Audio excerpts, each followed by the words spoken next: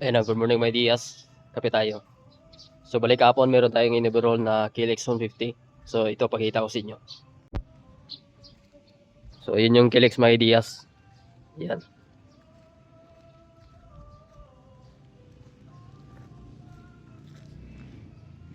So ito yung kanyang Kilex.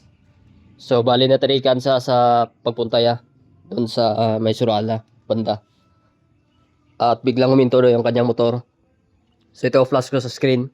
So yan yung nangyari sa kanyang Kilex, sa kanyang makina. Nagkatuloy lang sa talong. Lalo nga, Talong, mag-agi. sa black yan. Yes, Naputol yung balbula at nano sa kanyang piston. So kaya inumerol natin yung kanyang Kilex. Dahil yung mga debris niya mga ideas ay nahulog na sa loob sa bandang crankshaft. Ayan, sa kanyang transmission. So kailangan natin sang i-berol para makuha natin yung mga debris, yung mga kinainan pagbutas ng kanyang piston. Ayan. So update ko lang kayo mga ideas kasi dinala pa yung kanyang head. Ni-repair yung kanyang head kasi naano yung kanyang sa kanyang valve.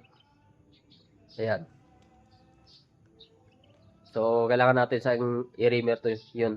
At yung sa kanyang valve set, ayan. So dinala pa ni Nonoy. Ayan, shout out kay Nonoy. At ipariburo namin yung kanyang cylinder block. Ayan. Susunod lang palitan. Ayan. At siguro bukas, darating na si Nonoy. Makauwi na sa dito. Kasi umuwi sa kanilang lugar. Ayan.